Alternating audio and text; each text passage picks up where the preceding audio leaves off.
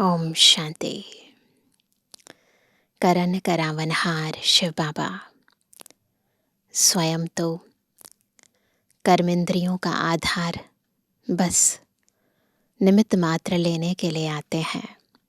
हमारे लिए ब्रह्मामुख द्वारा श्रीमत देते हैं, शिक्षाएं देते हैं, परंतु हम आत्माओं के कर्म, अकर्म, विकर्म की गति को बहुत ही गहराई से जानते भी हैं और हमें समझाते भी हैं। हम आत्माएं जब से सतयुग आदि में इस सृष्टि चक्र में आई, हमने देह धारण की, तब से स्थूल कर्मेंद्रियों द्वारा कर्म कराने से भी पूर्व सबसे पहले हमने सूक्ष्म कर्मेंद्रिय मन द्वारा संकल्प उत्पन्न करना प्रारंभ किया।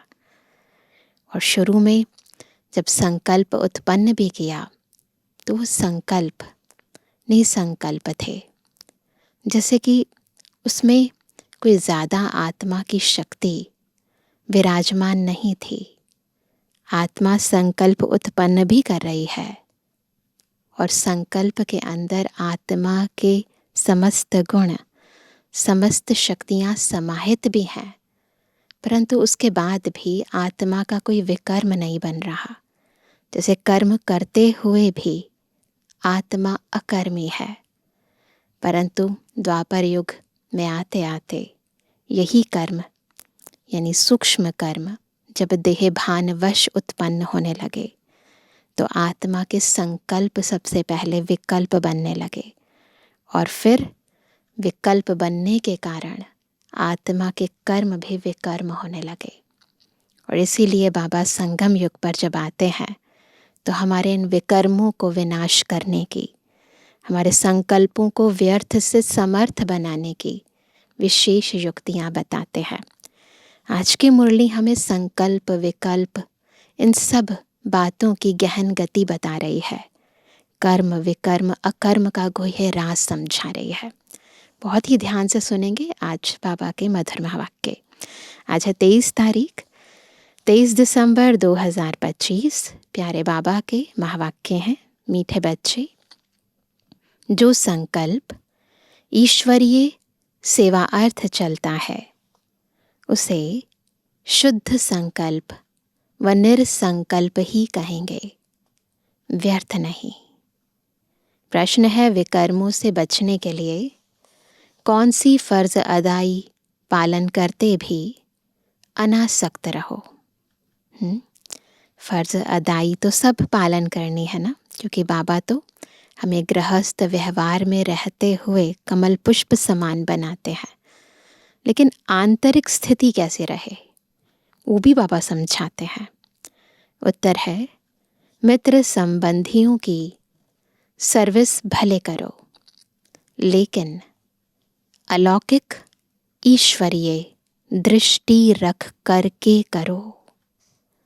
उनमें मोह की रग नहीं जानी चाहिए। अगर किसी विकारी संबंध से संकल्प भी चलता है, अगर किसी विकारी संबंध से संकल्प भी चलता है तो वह विकर्म बन जाता है। इसलिए अनासक्त होकर फर्ज अदाई पालन करो। बहुत ही महीनता से खुद की चेकिंग करनी है। जो मैंने संकल्प उत्पन्न किया या जो भी मैं कर्म कर रही हूँ, निमित्त मात्र फर्ज अदाई समझ के कर रही हूँ या लोभवश, मोहवश कर रही हूँ। जितना हो सके देही अभिमानी रहने का पुरुषार्थ करो। ओम शांति। आज तुम बच्चों को संकल्प, विकल्प, निरसंकल्प अथवा कर्म, अकर्म और विकर्म पर समझाया जाता है। जब तक तुम यहाँ हो तब तक तुम्हारे संकल्प जरूर चलेंगे। जब तक आत्मा देह में है, संकल्प जरूर चलेंगे। संकल्प धारण किए बिना कोई मनुष्य एक क्षण भी रह नहीं सकता है। अब यह संकल्प यहाँ भी चलेंगे, सतयुग में भी चलेंगे और अज्ञान काल में भी चलते हैं। परंतु ज्ञान में आने से संकल्प संकल्प नहीं, क्योंकि तुम ईश्वरीय सेवा अर्थ निमित्त बने हो। तो जो यज्ञ अर्थ संकल्प चलता, वह संकल्प संकल्प नहीं, वह निरसंकल्प ही है।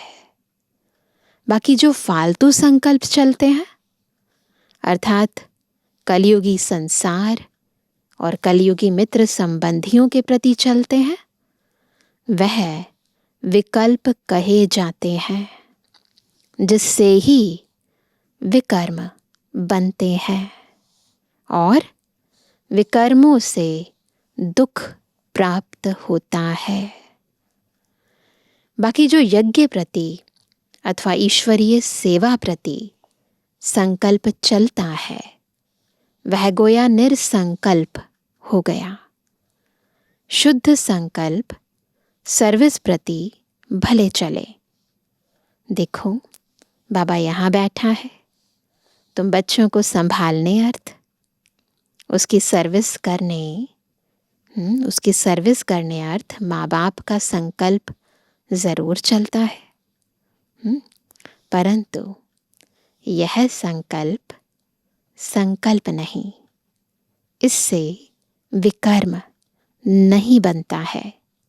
परंतु यदि किसी का विकारी संबंध प्रति संकल्प चलता है, तो उनका विकर्म अवश्य ही बनता है ना। बहुत गहराई से समझना है, संकल्प विकल्प कैसे बनता है, संकल्प निरसंकल्प कैसे बनता है। बाबा तुम बच्चों को कहते हैं कि मित्र संबंधियों की सर्विस भले करो, परंतु अलौकिक ईश्वरीय दृष्टि से। वह मोह की रग नहीं आनी चाहिए, मेरापन नहीं हो। मेरा भाई, मेरी बहन, मेरी माताजी, मेरे पिताजी, ऐसे नहीं। बाबा के बच्चे हैं। अनासक्त होकर अपनी फर्ज अदाई पालन करनी चाहिए। परंतु जो कोई यहाँ होते हुए, कर्म संबंध में होते हुए उनको नहीं काट सकते, तो भी उन्हें बाप को नहीं छोड़ना चाहिए। हाथ पकड़ा होगा तो कुछ ना कुछ पद प्राप्त कर लेंगे। अब यह तो हर एक अपने को जानते हैं कि मेरे में कौन सा विकार है। अगर किसी में एक भी विकार है तो वह देह अभिमानी जरूर ठहरा। ये तो अंडरस्टैंड करने की बात है ना, समझने की बात है कि अगर आत्मा के अंदर कोई भी विकार है तो इसका मतलब देह अभिमान तो है ना। जिसमें विकार नहीं वह ठहरा देही अभिमानी, है ना, क्योंकि सारे विकारों की जड़ तो देह अभिमान ही है ना। किसी में कोई भी विकार है तो वो सजाएं जरूर खाएंगे, और जो विकारों से रहित है वे सजाओं से मुक्त हो जाएंगे। जैसे देखो, कोई कोई बच्चे हैं जिनमें न काम है, न क्रोध है, न लोभ है, न मोह है। वो सर्विस बहुत अच्छी कर सकते हैं। सेवा करने के लिए अपने आप को पहले विकारों से मुक्त करना पड़ेगा। अब उन्हों की बहुत ज्ञान विज्ञानमय अवस्था है ना। अगर ऐसी आत्मा जिसमें कोई विकार नहीं है तो डेफिनेटली वो बहुत अच्छी ज्ञानी और योगी तो आत्मा होगी। इसलिए बाबा ने कहा अब उन्हों की बहुत ज्ञान विज्ञानमय अवस्था है, वह तो तुम सब भी वोट देंगे। अब यह तो जैसे मैं जानता हूँ वैसे तुम बच्चे भी जानते हो। अच्छे को सब अच्छा कहेंगे, जिसमें कुछ खामी होगी उनको सभी वही वोट देंगे। अब यह निश्चय करना, जिनमें कोई विकार है वो सर्विस नहीं कर सकते। जो विकार प्रूफ हैं वो सर्विस कर औरों को आप समान बना सकेंगे। इसलिए विकारों पर पूर्ण जीत चाहिए, विकल्प पर पूर्ण जीत चाहिए। ईश्वर अर्थ संकल्प को निरसंकल्प कह सकते हैं। वास्तव में निरसंकल्पता उसी को कहा जाता है जो संकल्प चले ही नहीं, दुख सुख से न्यारा हो जाए। वह तो अंत में जब तुम हिसाब किताब चुकतू कर चले जाते हो, वहाँ दुख सुख से न्यारी अवस्था में तब कोई संकल्प नहीं चलता। परम धाम में कोई संकल्प नहीं चलता। उस समय कर्म अकर्म दोनों से परे अकर्मी अवस्था में रहते हो। उस समय न कोई कर्म है न कोई विकर्म है, सब बातों से परे अकर्मी अवस्था में रहते हो। यहाँ तुम्हारा संकल्प जरूर चलेगा, क्योंकि तुम सारी दुनिया को शुद्ध बनाने अर्थ निमित्त बने हुए हो। तो उसके लिए तुम्हारे शुद्ध संकल्प जरूर चलेंगे। सतयुग में शुद्ध संकल्प चलने के कारण संकल्प संकल्प नहीं, कर्म करते भी कर्म बंधन नहीं बनता। समझा? अब ये बातें गहराई से समझनी है। अब कर्म अकर्म और विकर्म की गति तो बाप ही समझा सकते हैं। वही विकर्मों से छुड़ाने वाला है जो इस संगम पर तुमको पढ़ा रहे हैं। इसलिए बच्चे अपने ऊपर बहुत ही सावधानी रखो। अपने हिसाब किताब को भी देखते रहो। तुम यहाँ आए हो हिसाब किताब चुकतू करने, ऐसे तो नहीं यहाँ आकर भी हिसाब किताब बनाते जाओ तो सज़ा खानी पड़े। अगर यहाँ आकर बाबा का बनकर उसके बाद भी कामवश, क्रोधवश, लोभवश संकल्प उत्पन्न होते हैं, शब्द मुख से उच्चारित होते हैं, या कुछ कर्म कर देते हो विकारों के वशीभूत होकर, तो क्या होता है? फिर सज़ा खानी पड़ेगी, है ना। यह गर्भ जेल की सज़ा कोई कम नहीं है। इस कारण बहुत ही पुरुषार्थ करना है। यह मंजिल बहुत भारी है, इसलिए सावधानी से चलना चाहिए। विकल्पों के ऊपर जीत पानी है ज़रूर। अब कितने तक तुमने विकल्पों पर जीत पाई है, कितने तक इस निरसंकल्प अर्थात दुख सुख से न्यारी अवस्था में रहते हो, यह तुम अपने को जानते रहो। जो खुद को नहीं समझ सकते हैं वह मम्मा बाबा से पूछ सकते हैं, क्योंकि तुम तो उनके वारिस हो, तो वह बता सकते हैं। निरसंकल्प अवस्था में रहने से तुम अपने तो क्या, किसी भी विकारी के विकर्मों को दबा सकते हो। बहुत इम्पॉर्टेंट पॉइंट है कि अगर हमारी अवस्था निरसंकल्प है तो अपने तो ठीक है, वो तो करेंगे ही, परंतु किसी और मनुष्य आत्मा के, किसी विकारी मनुष्य आत्मा के विकर्मों को भी दबा सकते हो। टेम्परेरी सही पर दबा सकते हो। कोई भी कामी पुरुष तुम्हारे सामने आएगा तो उसका विकारी संकल्प नहीं चलेगा। जैसे कोई देवताओं के पास जाता है तो उनके सामने वह शांत हो जाता है, वैसे तुम भी गुप्त रूप में देवताएं हो। कितनी ऊंची अवस्था बाबा चाहते हैं हमारी हो। तुम्हारे आगे भी किसी का विकारी संकल्प नहीं चल सकता है, परंतु ऐसे बहुत कामी पुरुष हैं जिनका कुछ संकल्प अगर चलेगा तो भी वार नहीं कर सकेगा। अगर तुम योग युक्त होकर खड़े रहेंगे तो, है ना। देखो बच्चे, तुम यहाँ आए हो परमात्मा को विकारों की आहुति देने, परंतु कोई कोई ने अभी कायदे सिर आहुति नहीं दी है। उन्हों का योग परमपिता से जुटा हुआ नहीं है। सारा दिन बुद्धि योग भटकता रहता है, अर्थात देही अभिमानी नहीं बने हैं।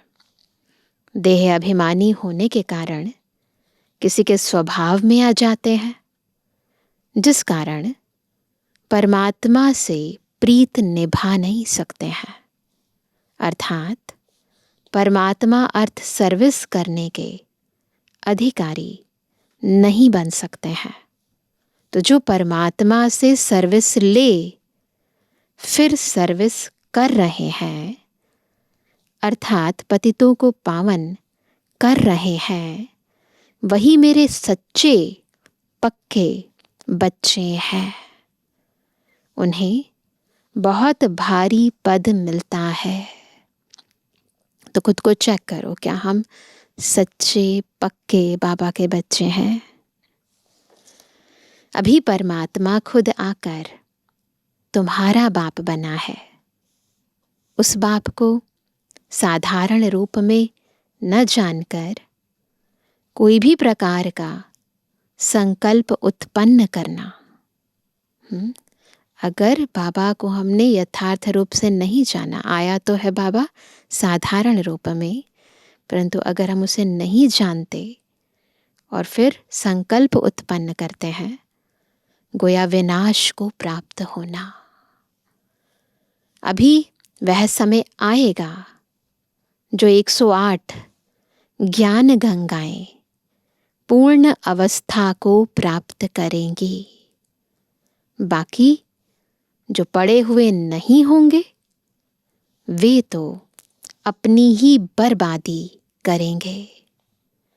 यह निश्चय जानना, जो कोई इस ईश्वरीय यज्ञ में छिपकर काम करता है तो उनको जानी जाननहार बाबा देख लेता है। ये ध्यान रखना, ऐसा नहीं मनुष्य आत्माओं से छिपा सकते हो, पर जानी जाननहार बाबा से छिपा नहीं सकते।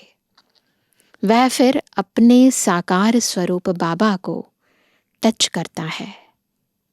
सावधानी देने अर्थ, तो कोई भी बात छिपानी नहीं चाहिए। भल भूलें होती हैं, परंतु उनको बताने से ही आगे के लिए बच सकते हैं। इसलिए बच्चे सावधान रहना। बच्चों को पहले अपने को समझना चाहिए कि मैं हूं कौन। What am I? मैं शरीर को नहीं कहते, मैं कहते हैं आत्मा को। मैं आत्मा कहाँ से आया हूं, किसकी संतान हूं? आत्मा को जब यह मालूम पड़ जाए कि मैं आत्मा परमपिता परमात्मा की संतान हूं, तब अपने बाप को याद करने से खुशी आ जाए। बच्चे को खुशी तब आती है जब बाप के ऑक्यूपेशन को जानता है। खुशी होती है ना, मेरे पापा ये करते हैं, हमारे बाबा कौन है ना। जब तक छोटा है, बाप के ऑक्यूपेशन को नहीं जानता, तब तक इतनी खुशी नहीं रहती। जैसे बड़ा होता जाता, बाप के ऑक्यूपेशन का पता पड़ता जाता, तो वो नशा, वह खुशी चढ़ती जाती है। तो तो पहले उनके ऑक्यूपेशन को जानना है कि हमारा बाबा कौन है, वह कहाँ रहता है। अगर कहें आत्मा उसमें मर्ज हो जाएगी तो आत्मा विनाशी हो गई। जो भक्ति मार्ग में कहते हैं ना, आत्मा परमात्मा में लीन हो जाती है, ज्योति ज्योति समा जाती है, तो बाबा कहते हैं अगर वो कहें तो आत्मा इसका मतलब विनाशी हो गई ना, तो खुशी किसको आएगी। तुम्हारे पास जो नए जिज्ञासु आते हैं उनको पूछना चाहिए कि तुम यहाँ क्या पढ़ते हो, इससे क्या स्टेटस मिलती है। उस कॉलेज में तो पढ़ने वाले बताते हैं कि हम डॉक्टर बन रहे हैं, इंजीनियर बन रहे हैं, तो उन पर विश्वास करेंगे ना कि यह बरोबर पढ़ रहे हैं।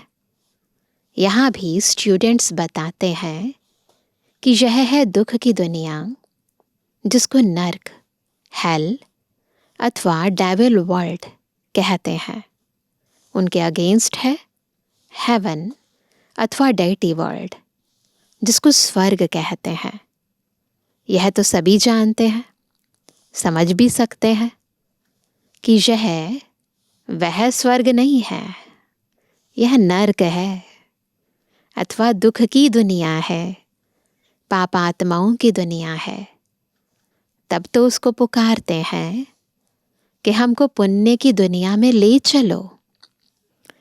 तो यह बच्चे जो पढ़ रहे हैं वह जानते हैं कि हमको बाबा उस पुण्य की दुनिया में ले चल रहे हैं। तो जो नए स्टूडेंट आते हैं उनको बच्चों से पूछना चाहिए, बच्चों से पढ़ना चाहिए। वह अपने टीचर का अथवा बाप का ऑक्यूपेशन बता सकते हैं। बाप थोड़ी अपनी सराहना खुद बैठ करेंगे। टीचर अपनी महिमा खुद सुनाएगा क्या? खुद थोड़ा ना सुनाएगा। वह तो स्टूडेंट सुनाएंगे कि यह ऐसा टीचर है, तो हमें भी बाबा की महिमा करनी है। बाबा खुद अपनी महिमा थोड़ी ना करेंगे। तब कहते हैं स्टूडेंट्स शोज मास्टर। तुम बच्चे जो इतना कोर्स पढ़कर आए हो, तुम्हारा काम है नयों को बैठ समझाना। बाकी टीचर जो BA MA पढ़ा रहे हैं वह बैठ नए स्टूडेंट को ABC सिखाएंगे क्या, है ना। तो बाबा कहते हैं कोई कोई स्टूडेंट अच्छे होशियार होते हैं, वह दूसरों को भी पढ़ाते हैं। उसमें माता गुरु तो मशहूर है।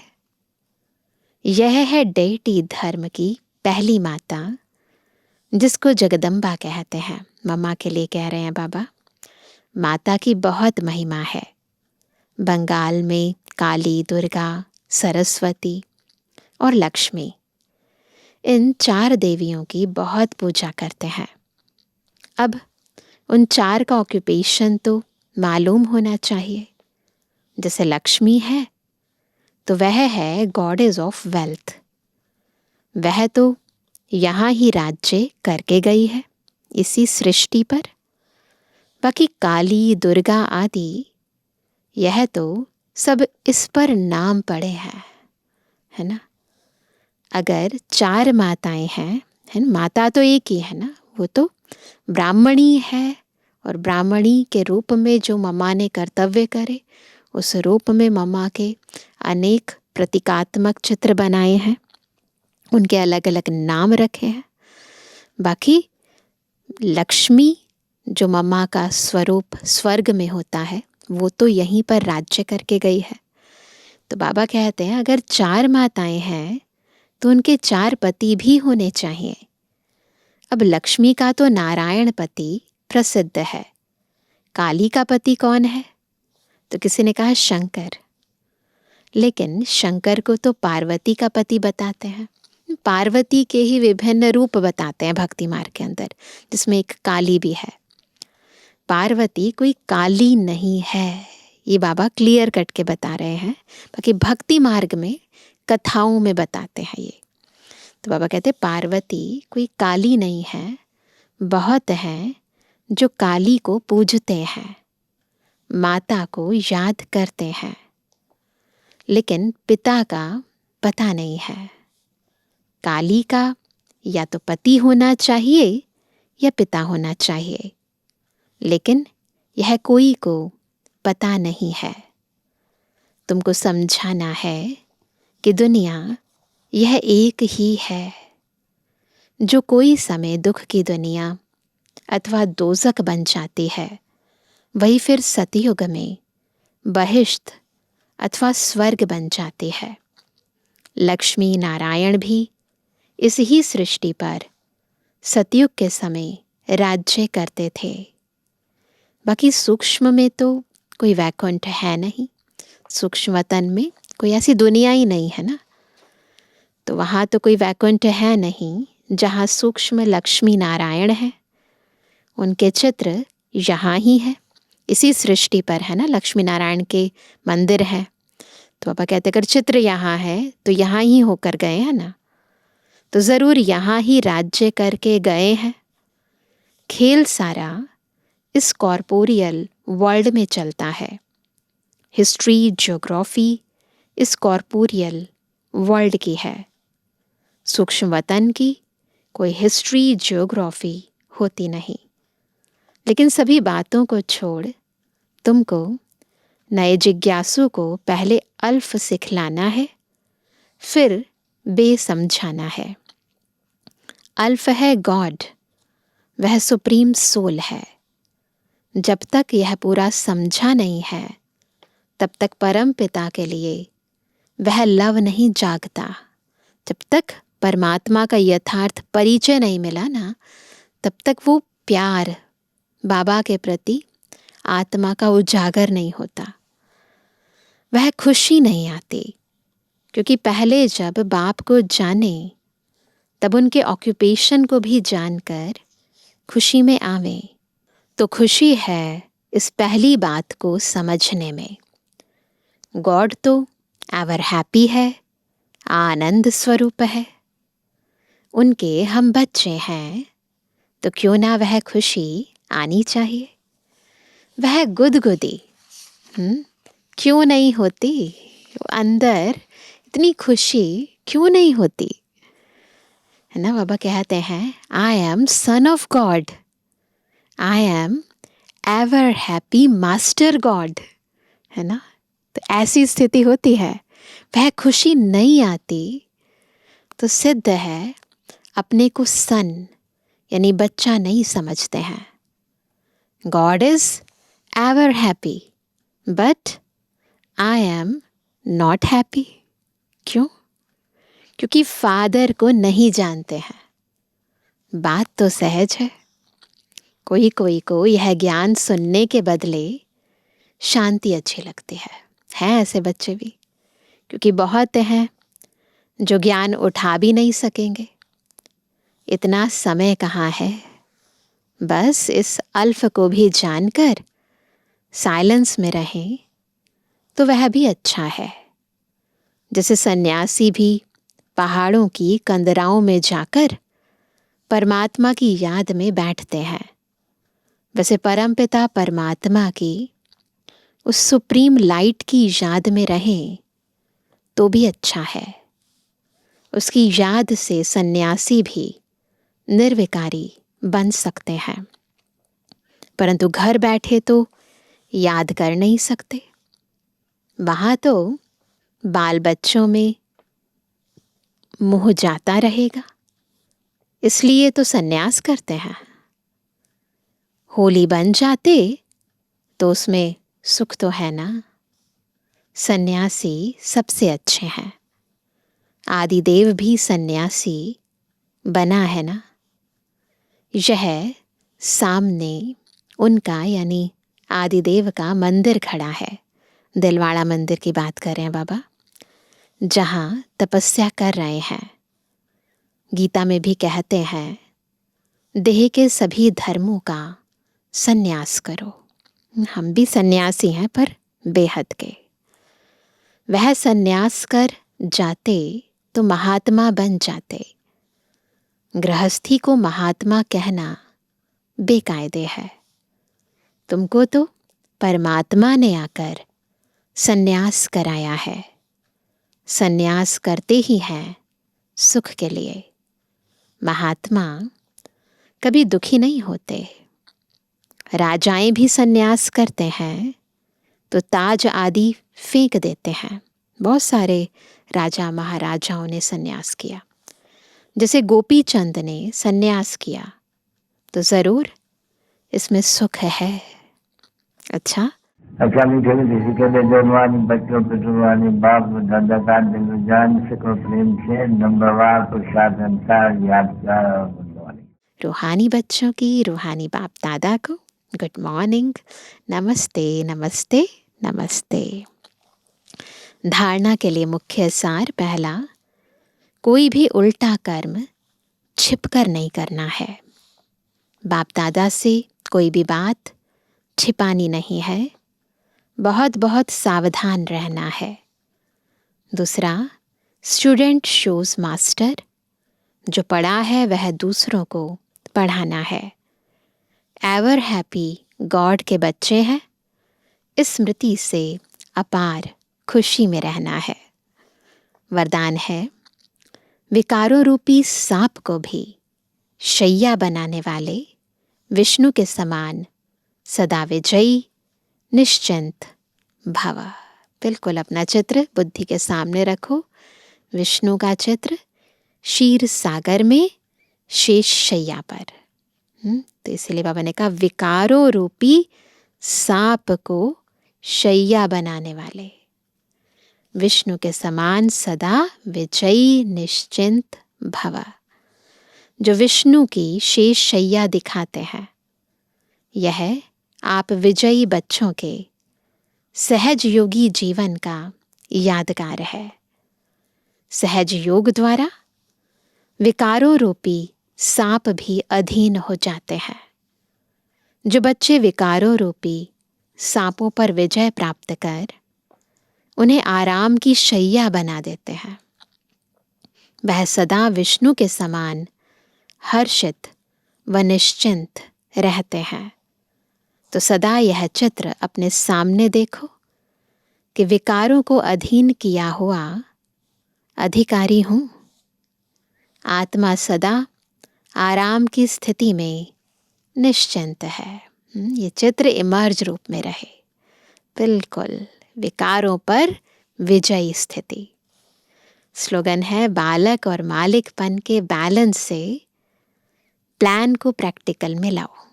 प्रैक्टिकल में लाने के लिए कोई भी प्लान है, बालक और मालिकपन की स्थिति, इनका बैलेंस चाहिए।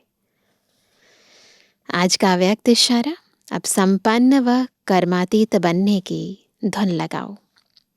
अपनी हर कर्मेंद्रिय की शक्ति को इशारा करो, तो इशारे से ही जैसे चाहो वैसे चला सको।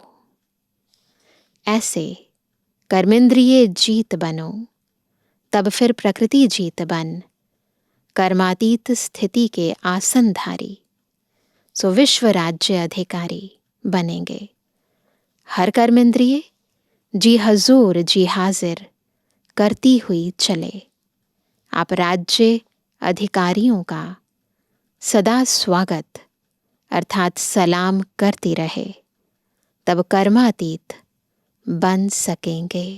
तो देखो हमारी कर्मेंद्रियां हमारा कितना कहना मानती हैं। चेक करो और फिर अंतर की शक्तियों को बढ़ाते चलो। अच्छा, ओम शांति।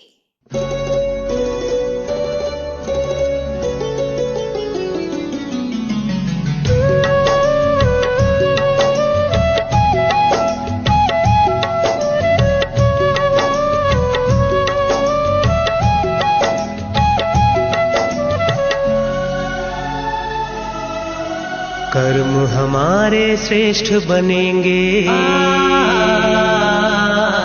कर्म हमारे श्रेष्ठ बनेंगे जब हम खुद पर गौर करेंगे। कर्म हमारे श्रेष्ठ बनेंगे जब हम खुद खुद पर गौर करेंगे। जैसा कर्म हम करेंगे हमें देख कर और करेंगे।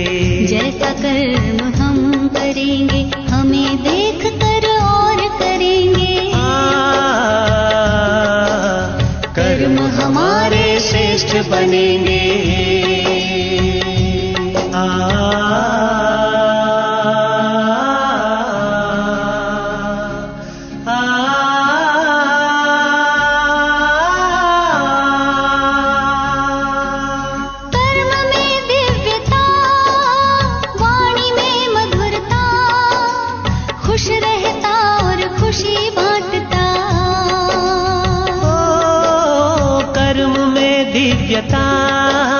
वाणी में मधुरता, खुश रहता और खुशी बांटता। निर्मोही के तौर करेंगे। निर्मोही के तौर करेंगे जब हम खुद पर गौर करेंगे। जैसा कर्म हम करेंगे हमें देख कर और करेंगे। कर्म हमारे श्रेष्ठ बनेंगे।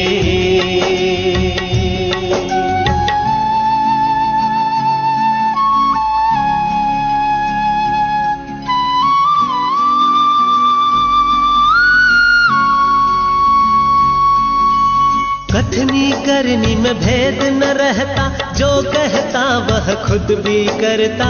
आदेशों को स्वीकारेंगे कोई भी न शोर करेंगे। कथनी करनी में भेद न रहता, जो कहता वह खुद भी करता। आदेशों को स्वीकारेंगे कोई भी न शोर करेंगे। कर्म हमारे श्रेष्ठ बनेंगे जब हम खुद पर गौर करेंगे। जैसा कर्म हम करेंगे हमें देख कर और करेंगे। कर्म हमारे श्रेष्ठ बनेंगे।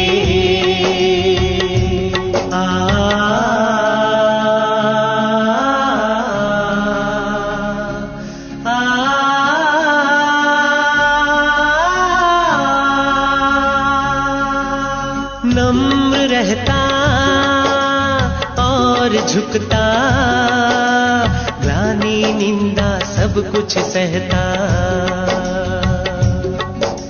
नम्र रहता और झुकता, ग्लानि निंदा सब कुछ सहता। अपनी कमियों को भरेंगे। अपनी कमियों को भरेंगे तब ही हम सिर मोर बनेंगे। जैसा कर्म हम करेंगे हमें देख कर और करेंगे। कर्म हमारे श्रेष्ठ बनेंगे जब हम खुद पर गौर करेंगे। कर्म हमारे श्रेष्ठ बनेंगे जब हम खुद पर गौर करेंगे। जैसा कर्म हम करेंगे हमें देख कर और करेंगे।